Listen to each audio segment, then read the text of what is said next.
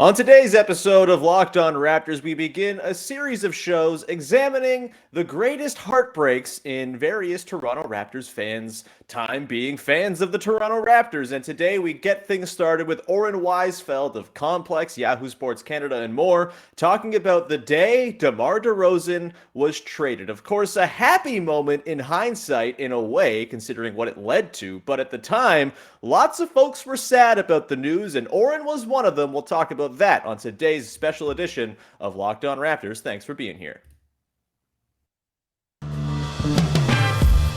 You are Locked On Raptors, your daily Toronto Raptors podcast, part of the Locked On Podcast Network. Your team every day.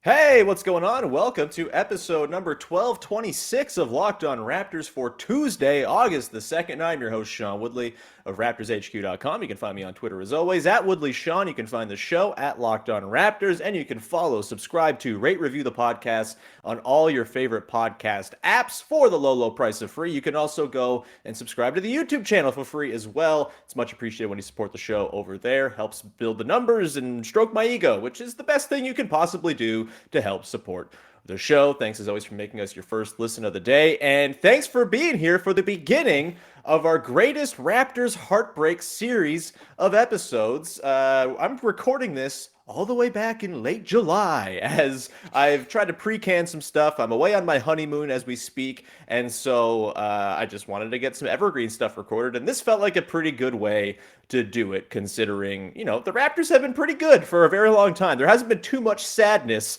but it's always fun to be sad in a group. That's what being a sports fan is all about, and so we are going to dive this week into various Raptors heartbreaks that left my guests feeling very, very sad. And we kick things off today with Oren Weisfeld from Complex, from Yahoo Sports, from literally the whole internet, just taking over the world. We love to see it. Oren, how are you, my friend? I'm doing well, Sean. Thanks for having me. And I think this is a good project for a lot of reasons. And one of them is that Raptors fans have gotten too spoiled. That was something that I've noticed a lot over the last calendar year or so. Uh-huh. And so it's good to take them back to the worst moments in franchise history so they can just, once this show is done with and you get back to doing whatever preseason content, they'll realize just how fortunate we are right now. Yeah, and honestly, part of the enjoyment of being a fan of a team is kind of riding through the sad parts, and it becomes part of your fandom tale and informs everything that happens. It makes the successes feel all that much better. So ultimately, all these heartbreaks are kind of in service of something greater, you would hope. And in this case, today, very much was exactly that. So let's first begin with the introduction of your greatest Raptors heartbreak. I spoiled it in the cold open, but I'll let you detail now. Oren, what is your greatest Raptors heartbreak and why? LeBron is like a tidal wave spinning over my head. A dozen put back misses and a brick by Fred. In order to become winners, had to trade beloved Double D. First round sweep by the Wizards after Paul Pierce blocked Kyle Lowry. You're a heartbreaker, dream shaker. Dwayne Caser, don't you mess around with me. You're a heartbreaker, Vince Trader, Boggs taker, don't you mess around, Colangelo. So my greatest Raptors heartbreak is finding out that DeMar DeRozan was traded. Obviously, the return was not bad, a guy named Kawhi Leonard, and we'll get into all that. But just the shock of DeMar getting traded was kind of that day, and the few days after that was just hard for me because DeMar was my favorite player. And, Right. I only got into basketball in high school. I was like a soccer fan growing up. And when I got into basketball, obviously it was the DeMar Kyle teams. And for like a novice, DeMar was clearly the more exciting of the two. Like, Right. you start to appreciate my cat's here. You start to appreciate Kyle's little like nicks and crannies and all the little things he does the more you watch. But DeMar was obviously the exciting one, the guy dunking over people, the guy at the end of the game, who the ball was always in his hands, doing crazy stuff and just like figuring out ways to win games. And so like I really fell in love with DeMar on the court. I thought everything he did off the court was really inspirational in terms of all the just opening up about some of his mental health problems, and like at a time when athletes weren't doing that. I think DeMar's like, it really gets lost in the shuffle, maybe partly because he was in Canada, partly because over on the Cavs, what's his name? Kevin Love. Kevin Love kind of followed it up, and his, I think, went a little more mainstream, but DeMar was the first guy to really open up about his struggles, and now you see athletes all over in every sport kind of doing something similar. So yeah, he was like an idol of mine on the court, off the court. And so finding out he was traded at a point in my basketball fandom where I didn't realize just how like rough the NBA was and how unforgiving it was really shocking and sad for a little while. And honestly, like it wasn't sad for that long. I gotta be honest. Like once Kawhi came and started playing, I was like, oh, this makes sense. Yeah, I feel like the moment where most Raptors fans were like, all right, fine, I'm on board, was the double block with him and Danny Green in that second Celtics game. Like, it was the second game of the season against the Celtics. And I think it was Jason Tatum that they double blocked. And it was like, oh, yeah, okay, I get it now. Yeah. We'll buckle in for this. I guess we'll watch Kawhi Leonard and be okay with it. But yeah, you know, I don't think I quite had the same level of heartbreak when DeMar got dealt, just because I was a Kyle guy myself, if you had to pick between the two. Not that there was ever a moment where, you know, there was like is it Kyle or DeMar's team or anything. It was always kind of the two guys in a union leading the charge. But if I had to pick one, it was always going to be Kyle for me. But I love DeMar too. Like, really was just such a fantastic player to watch. And that season before he got dealt was the best DeMar we ever saw, right? You know, he had some crazy runs in there. What was the start of the season? He had like a Michael Jordan level record of 30-point games to begin the year. It was awesome. You know, big moments. He had the 52 against the Bucks on New Year's Day. That was all just like, it was incredible to watch him just sort of continue the thing that we'd always said. And now it's kind of mirrored, I think, in Pascal Siakam a lot of ways. Like, every year he got better at something, and it just kind of built and amplified onto one another until they all stacked into this one incredible player who became good enough to trade for Kawhi Leonard. But yeah, it didn't quite hit me as hard. I think once I saw the return and like what the Raptors had to send out, I think that's where, you know, any heartbreak kind of quickly washed away, because it was like, they didn't trade OG, they didn't trade Pascal, they only traded Yak. I love Yak, but like, Yak in a first that's protected? All right, I guess the heartbreak is going to wash away pretty quickly here. And I think for me, any sort of uncertain feelings that Kawhi was going to come and play for the Raptors, that honestly washed away the second we saw like the weird grainy photo with him and Bobby Webster. You know, didn't say anything, right? But just to see him in a room with Bobby Webster made it think like, okay, at least he's going to be here for the year. And I wasn't too worried about the sort of bigger implications of, you know, is he going to leave at the end of the season or anything like that. Do you remember at the time sort of how you felt in the lead up to all the Kawhi rumors? I know on this very podcast, I said like 2 weeks before the trade, they should run it back because they're not going to get a guy like Kawhi Leonard. So why not just run it back? And then they got a guy like Kawhi Leonard and made that look very stupid. But where were you at in terms of like the run it back versus not trade DeMar, not trade DeMar? It didn't really even seem like that much of a conversation because they had fired Dwayne Casey, and that kind of felt a lot of ways like, okay, that's the move they're going to make this offseason to try to refresh things going into next year. Exactly. And I also think like player movement in terms of star movement wasn't as normal as it is now back then. Right. Like now we really see a lot of stars every summer. They're getting moved. Back then, I feel like it wasn't nearly as much, and you kind of figured they would reshuffle some of the deck, like in terms of the role players, and change some stuff around Kyle and DeMar. But I didn't think that they were going to do anything drastic, and like they were coming off a sweep, and I definitely felt like, okay, nothing that happens in the regular season matters because they just had like the best regular season in franchise history and got swept. So all I'm really caring about is the playoffs. But I didn't expect Kyle or DeMar to get traded. I don't really remember much about where I was on the Kawhi Leonard stuff just because it was such a weird situation. I don't even know if we knew he was for sure going to get traded. Mm-hmm. But I as I was telling you before, like I started blogging for Raptors Republic in 2018. And one of the first pieces I ever wrote was called "The Raptors Should Never Trade DeMar DeRozan." Reading it back, it's terrible. Like, just didn't know how to write it back. Give us some passages, if you will, please. Oh god! For some reason, I decided to start it out with talking about Kobe's 81-point game, kind of being like, things were really bad back then. We might have just got swept, but they're not this bad. And then being like, basically, like, I was trying to explain that what you said, he's gotten better every single year. He was still young enough, and as we've seen with he literally just had a season with Chicago where he was like a top 5 MVP candidate for most of the year. Like, DeMar has continued to get better every year, and so a big part of it was that, just that, like, yes, he has these playoff struggles, but I think he's going to keep getting better.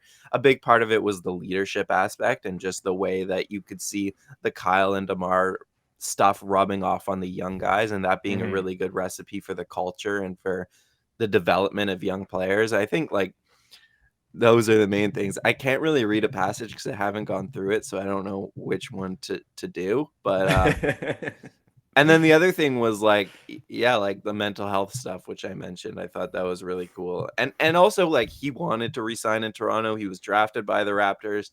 All that stuff, you know, was just something that I admired. Like, and we can get into how my basketball philosophy has changed a little bit since then, but I was just like a sucker for, like, look, this is a really nice story. Let's run it back and, like, keep going because this guy wants to be here. There's not a lot of people who have historically wanted to be here. He's still getting better.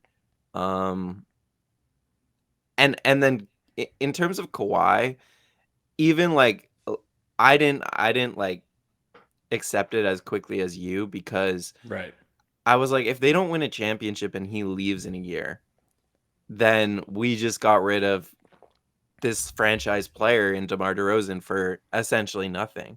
And that's kind of how I felt up until the playoffs when, you know what, really up until the 76ers game winner. Because that was such a huge moment that it was like, even if we don't win a championship, this is worth it. Absolutely. This is a moment we'll remember forever. Sure. Yeah, that's a really good point. Maybe I'm like retconning my ghoulishness or something like that looking back at it, but no, I do think that for me, it did feel a little bit like, okay, they got swept again. If they are going to make some changes, it has to be for a substantial upgrade, number one, for me to be cool with it. But also, like, I didn't want to see them go and like tank it or anything like that because that would have sucked after watching 7 years of excellent basketball. But I did, I think, kind of talk myself into the idea that, okay, maybe this has run its course and this is just like the upsetting move you have to make to try to, have one last effort for it. Because if it doesn't work out by the end of next year, they're probably done anyway. And they're moving on and sort of going into a rebuild or a retooling or whatever. I do have a passage, the last paragraph of your piece here. This is from June 30th, 2018, 19 days before the trade, from Oren Weisfeld. People often say there's no loyalty in sports. DeRozan would disagree. Now the Raptors have the power to prove DeRozan right.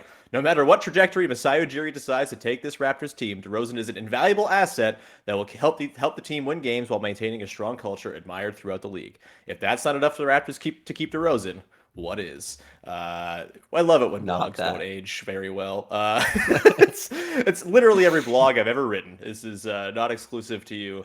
I love it. Thank you for being okay with me reading that on the pod. We're going to continue on and dive into I think the moment where the poetry of this whole thing really came together, which was the DeMar return to Toronto and the steal between Kawhi and Kyle Lowry at the end of that game to, I think maybe sort of put the imprint on, oh yeah, that's why you make this trade.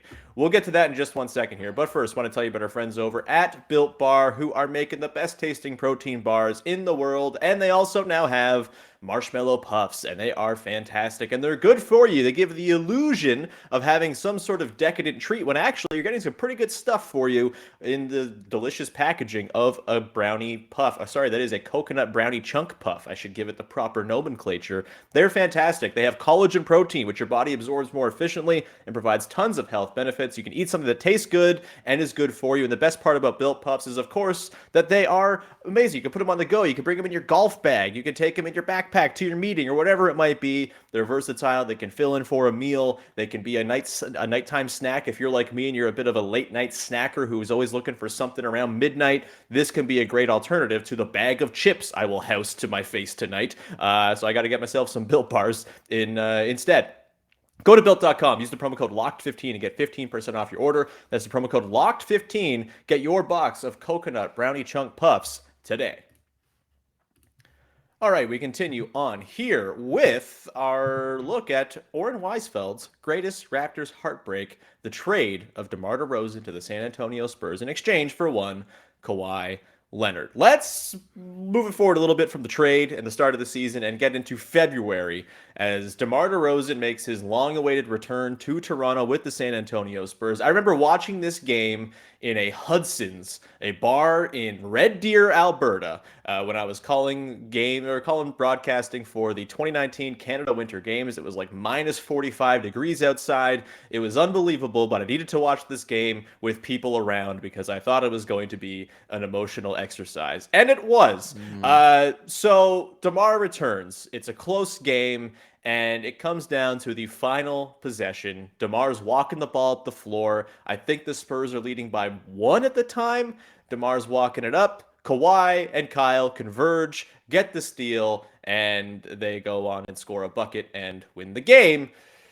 This was emotionally hefty, I would say, Oren. As someone who was heartbroken by the original trade, what was your reaction to watching DeMar get stripped by Kyle and Kawhi at center court and just like the poetry of all that coming together? Did that hit you particularly hard? Did you feel for DeMar, or was that maybe like a moment of closure on the trade and being like, okay, maybe this was the right move? Yeah, I think I started to feel like, objectively speaking, that it was the right move before that, because they were winning a lot of games. And Yeah. this was just a moment where I felt bad for DeMar, to be honest with you. Like, It sucked, man. it was so sad. He was, like he was on the floor, right? As they like got this steal, he's lying there. Kawhi goes and dunks the ball and pretty much like ends it. So I just felt bad for DeMar is what I remember. And then it was also a moment where it's like, okay, this team's really good. Like, they're just finding ways to win every game at the end of the games, even when they're down. Yeah. Like, there's something about, it was also, we had seen it a couple times before from Kawhi, but it was just like, when you have that guy, you're pretty comfortable in those moments where you're down 1 and there's a minute to go, but you have the best player on the floor and he's going to somehow find ways to win. And like, that was a great example of him doing that. So it was a little bit of both, I think. Like, I wish I was at that game. I feel like it would have been really emotional if I was at the game, but I was just watching on TV. And yeah, I just remember kind of feeling bad for DeMar and kind of feeling good as a Raptors fan, but definitely mixed emotions, like the whole thing. Yeah, for sure. If you ever want to get real sad, if you're ever in your feelings and just kind of want to double down on it, just go to a Getty or USA Today image gallery and search the date. I think it was like February 15th or something, February 18th, or whenever the hell it was, 2018 or 19. Find that date and search like Raptors Spurs and just look at the photos from the end of that game of DeMar, and you'll just sit there and wallow. It's very good. Maybe throw on some sad music, a little Phoebe Bridgers or something, and you'll be off and running if you're feeling like stewing in your own feelings. Yeah, I wrote this story for Slam about like some iconic photography photos in Raptors history, and one of them was Kyle and DeMar embracing for his first time as a Spur. Yeah. And it was just one of those like emotional moments. Like, both of them were just like, Kyle just stole the ball, DeMar just lost the game. And they were just both like, you could tell there was just so much emotion in the building, and it was a really good photograph for that reason. But it was, to your point, there are some good photos. In hindsight, do you ever think about that season? Not that the Raptors are the protagonists of reality or anything like that, but when you look back at that season, it's like I don't know if you're trying to convince someone that sports are actually fake and that everything is wrestling. That season might be the one that you'd be like, all right, so this team, they're going to trade away their franchise icon for a guy who doesn't want to be there.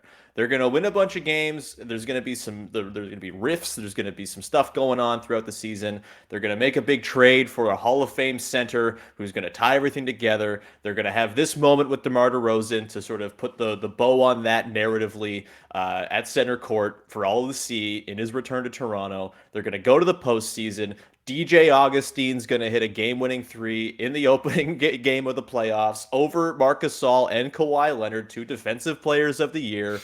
That's going to be like the thing that throws everyone into a panic for this team that kept on losing game ones in the years prior. Then they're going to have a killer series against the Sixers. It's going to go 7. They're going to have this unbelievable historic shot that's going to be played for the rest of time. Then after that, they're going to play the Bucks. They're going to get to a game 3. Kyle Lowry's going to foul out with 6 minutes left. They're going to barely hang on and win. They're going to go and win 4 straight games. And they're going to go shut down Oracle Arena as Kevin Durant and his return from the Achilles and the eventual Achilles tear and all of that hangs over the entire series like a giant sword waiting to fall. And then they're going to win the title. Like, that is some ridiculously on-the-nose writing if you're the NBA writers, I think. No? What a ridiculous season. Absolutely. Absolutely. It was poetic for sure, especially like the 76er shot is one of the most iconic shots in basketball history. Yeah. And there were so many moments that Kawhi really felt like a superhero where he didn't feel like a player at all and it felt like it was inevitable. The only reason I would push back on the idea that it was like a made for Hollywood story was because the NBA finals, like we don't have to get too deep into this, but like Right. there was a dark cloud hanging over that finals It between was a messy ass injury. finals. Exactly. Clay's injury, Yeah. you had KD's injury, and then you had Masai Ujiri getting stopped by the police, like Yeah. getting harassed. Like those 3 things really put this like ugly ending to it in my eyes. Sure. But up until then, it was definitely like written for the movies. Yeah. Yeah, for sure. Yeah, wild stuff. We're gonna come back on the other side, and we're gonna dig into the idea of how your philosophy has changed since this happened, and it's kind of timely considering there's another disgruntled superstar out there that the Raptors are rumored to potentially be wanting to get, with some beloved players potentially going the other way. So it seems to fit. Hoping that by the time this airs, Kevin Durant hasn't been traded. I'm assuming he won't have been, but we'll get to that in just 1 second. Just a reminder, though, that you can listen to Locked On NBA every single day, or right now 3 times a week, as they carry you through the week with an amazing set of analysis and conversation, big picture, little picture. All of it is covered on Locked On NBA. Be sure to subscribe for free on your favorite podcast apps and on YouTube. All right, Oren. So we're 4 years free. Oh my God, 4 years since the trade happened. It feels like it's been 25. And it's ridiculous that we're talking about this as like back then. What it really does feel like back then. The concept of sort of your changing basketball philosophy. You're now pretty seasoned in covering the team. You're around the team a lot in a way that maybe you weren't back in 2018-19. And, things change. Your viewpoints on things change. And I would imagine that watching the Raptors win a title with Kawhi Leonard probably changed everybody's view on how things work in the NBA a little bit. I don't know how it couldn't.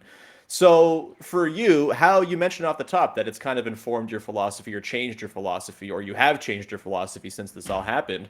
How has it changed when it comes to the idea of superstar movement and player loyalty and things like that? And I guess if we want to tie in the Kevin Durant stuff, where does that leave you feeling when it comes to a potential Kevin Durant trade and what the Raptors would have to part with to make it happen? Yeah, there's a lot to say on this topic. But I think it's not just the DeMar DeRozan for Kawhi Leonard trade, but also, like you said, being around the team more as a writer rather than a fan. Like all of these things have changed the way I look at things, I think. But it really started with the DeRozan trade for sure, where I've stopped getting too attached to players in like a romantic sense, because I know that front offices don't think that way, I think. Sure. And so, maybe it's not healthy as a fan to think that way, because you could be burned for it. And I was burned for it. And I guess I don't want to, like, fool me once, shame on me kind of thing, fool me twice. Like, I'm not a trusting person, so like I'm not gonna do that to myself again. So part of it is that, because I see there's like a huge subset of Raptors Twitter is like, this is the core. Let's ride out the core. Let's see how far the core can go. And when they talk about the core, they talk about like a 6-player group. And to me, that's like a little bit ridiculous in terms of like, you can't expect this core to stay together for many years. It's just not realistic. Like, things happen, and I just haven't grown attached to this core in the same way that I think a lot of people have, because I feel like realistically, if we're looking at like history and the context and all these things, I feel like odds are a trade is probably coming, and that these guys are not all going to stay together past these contracts, for example. So that's one thing. When it comes to like my philosophy regarding Kawhi and KD, it just, again, to go back, I was one of those people who said like, either DeMar or Kyle, they'll become the guy. Like, they will eventually become a guy who can lead your team to a championship. And that was proven wrong. Like, even DeMar's best season with the Bulls, he wasn't that guy. Kyle's never been that guy. And we see the same thing with Scotty Barnes and Pascal Siakam. People say, you know what? These guys could grow into the number one option on a championship team. And I'm not debating that. They absolutely could. And I think those two guys, like, considering how young Barnes is and considering how close Pascal is, that's completely reasonable to think those things, but it's not guaranteed. And so my philosophy has changed in the sense where when I look at Kevin Durant, he is that guy. Like, he's proven to be that guy. And when you can get that guy, you do it. That's just my philosophy now. It's like, whatever it takes to get that type of player, you do it, because there's only 5 to 10 of them in the world. And as much as you can like your homegrown players and believe in their ability to get there, odds are against them doing that. And so these, like, Kevin Durant becoming available for 4 years on a contract is so rare that the idea that people will scoff at the trading some of your future for him is just ridiculous to me. Like, I love OG, I love a lot of these guys, but if it's Kevin Durant or run it back, I'm choosing Kevin Durant. And that might sound like harsh, but like, it is harsh because of what's happened in the past. I've learned from my mistakes, and I've grown bitter in my old age. I did not think that when I asked you what your greatest Raptors heartbreak was, that we'd be getting deep into like deep therapy. But I'm glad that we have. This has been therapeutic, I'm sure. Not bad. See, it's funny for a morning. Yeah, it's funny because like I think honestly, my view on it has kind of gone the opposite direction in that, like, I've seen the Raptors win a title now, and they did it because they sold their souls to do it, and it was awesome, and I wouldn't go back and change it, but I'm all right to chill right now. And I think as we've gotten further and further away from the hype of the original KD trade demand, and as we kind of stare down the barrel of this being a long game of chicken between Sean Marks and the rest of the NBA, I think I'm talking myself more into the idea of the core and just seeing what can happen, because there is no real duress to me right now for the Raptors. Like, they just won a title. I know this is not how the front office thinks, and so maybe I'm a mark who's just setting myself up to be hurt again. But I like the idea of, okay, they've done the ghoulish thing to win the title. Now just do the thing where you slow build it. And if at some point down the line you need to go and make some sort of sell your soul move to win a title because it's just not working, then fine. But I don't think we know just yet if that's even going to happen. There's a world in which Scotty Barnes becomes the guy, and then you're sitting there looking at a really long run of successful, awesome basketball that you've gotten to watch, and there's something very valuable in that to me. And honestly, I would recommend, Oren, open yourself up to be hurt again, baby. It's kind of what it's all about, man. It's about being sad in a group. That's what sports are for. And if you get yourself attached to guys who end up getting moved, Yeah, that sucks, but it is kind of like a transactional version of a heartbreaking playoff loss to whatever team you want. Like I feel like that all kind of informs the fan conversation a little bit. At least that's just my no, there's no right way to be a fan, obviously, but Yeah. that's kind of how I view it. And I think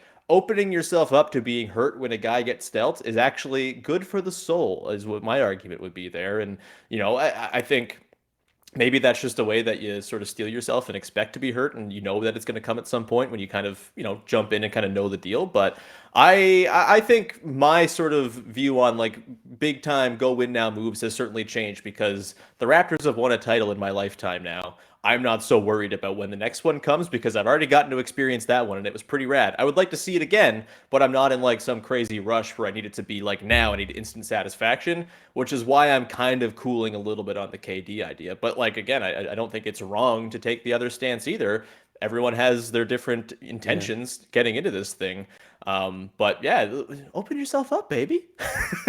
No, yeah, I think that's a good point. I think a lot of people probably share that sentiment where it's like we won a championship, there's no need to rush it. But I would argue that like it's not selling your soul in the same way.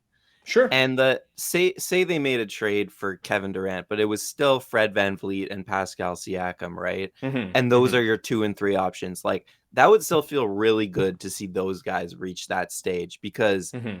last time they weren't like the guys the way they are right now. It was more Kyle, right? Hmm. So I think like you still get to feel some of that homegrown development getting you there, Yeah. but at the same time, yeah, you are sacrificing some of your homegrown talent for a guy. I just think like even if it's not Kevin Durant, look at the history like it's gonna happen at some point. Other than the Golden State Warriors, every team has kind of sold their soul in a sense, or Sure. leveraged their future.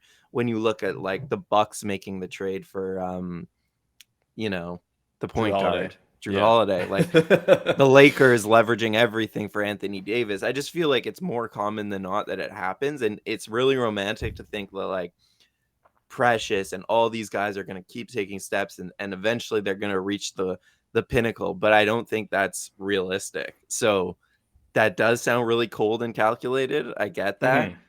But I just think like yeah, it's partly cuz of the Debo stuff, it's partly cuz of just covering this team more closely. I think more so along the lines of like what is going to get them to a championship most quickly. Right. And that that's kind of sad, but say they do that and it doesn't go right, then you get another kind of rebuild or retool, and that this is fun too. Like I'm not saying Hmm. this isn't fun. It's just like once this team proves that they're kind of ready, or Pascal and Fred prove that they're ready, I think you owe them taking a leap and giving them Hmm. a real opportunity to contend for a championship rather than like them having to bring all of these young guys along and just keep waiting kind of thing. I guess it just depends on like how much you believe Scotty Barnes is going to become that dude and how quickly, right? Because like I agree that it's probably pretty fraught with all sorts of despair to look at a team and say, well, these guys can internally grow and become a championship level team. But I kind of think it's not crazy with this specific Raptors team because of how good Scotty Barnes is. And maybe the romanticism is a lot to strive for and it's a very ambitious potential outcome. But when you have Scotty Barnes in your team, I think you're allowed that wiggle room for ambition because he was so bloody good as a rookie. He has so much to him that you typically see in Yeah. these types of sort of apex predator guys. Like I think there's at least a reasonable hope to wish on there, where maybe there wasn't ever with DeMar DeRozan or Kyle Lowry becoming those guys individually. I don't think Pascal Siakam, as much as he's unbelievable and is like my second favorite Raptor of all time behind Kyle, I don't think he's ever going to be like the number one on a championship team necessarily. But if he's the number two to Scotty Barnes is number one, I actually think that's a pretty viable pathway forward. Even if it does ask a lot of Scotty Barnes, I think it's okay to ask a lot of what Scotty Barnes can be because the first year was so bloody impressive. Any last thoughts on that before we round this thing out? No, I definitely hope you're right. Like Hmm. to me, I mean I sound like cold, but I agree with you that that's It's okay, the man. best outcome, The right? trauma of the DeRozan trade broke you. It's fine. It's Yeah, I okay. clearly like don't recover from trauma quickly. It takes me a long time to get over things. But that is the ideal outcome from a Raptors fan perspective. I hope that they can keep it together and win with this group. That would definitely be an ideal outcome. But I think people should be also open to the idea of, okay, if things stall out over the next year or two, and say, Sure. for example, their half-court offense continues to be such a problem that in the playoffs you can't justify running back this group, like Mhm. open up to the idea of bringing a different type of player in here, Sure. because sometimes that's just necessary to take the next step. And while it's mean to whoever goes out the door, it's kind of helping the people who stayed, like a Kyle Lowry, like getting him to that championship. He lost his best friend in the process, but he won a championship. So Yeah. it's a yin and yang there for sure. Absolutely. Oren, this was awesome, man. I really appreciate you taking the time, and I'm looking very much forward to recording more of these and drudging up my other guests' trauma from the past. It's going to be great. Yeah, So, now you're before realizing that you get to be a therapist for like yeah, I 30 didn't realize minutes. what I had tapped into when I came up with this concept, but boy, oh boy, it's going on my resume. Oren, thanks so much, man. Where can people check out all your awesome work? Anything in particular you'd like to promote? Again, this is coming out August the 2nd, so look into the future, perhaps.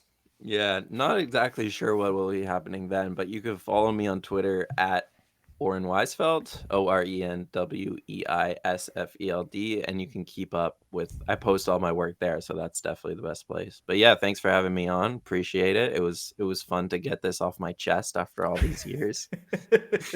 And yeah, have a great honeymoon. Thanks, man. Appreciate it, and appreciate you popping on. And we will wrap it there. Thank you so much for tuning in. We'll be back again. I think tomorrow will be the next episode, and we're going to do another Raptors heartbreak, talking with Yasmin Duwala about Game 7 against the Boston Celtics in the bubble, which for I me thought is one about of that my one. greater ones. That one sucked, Same. man. We will Yes. talk about that and the championship defense that could have been with Yasmin on tomorrow's show. So you have that to look forward to. Thank you very much for tuning in. Go make your second listen of the day. Locked On Blue Jays, as the Blue Jays, maybe they've just traded. It's August 2nd. They just traded for Luis Castillo, I bet. So go and watch or listen to Locked On Blue Jays as they break down the Luis Castillo trade that's definitely happening. It will be really awesome if I called that. We're going to wrap it there. Thank you so much. We'll talk to you tomorrow. Bye-bye.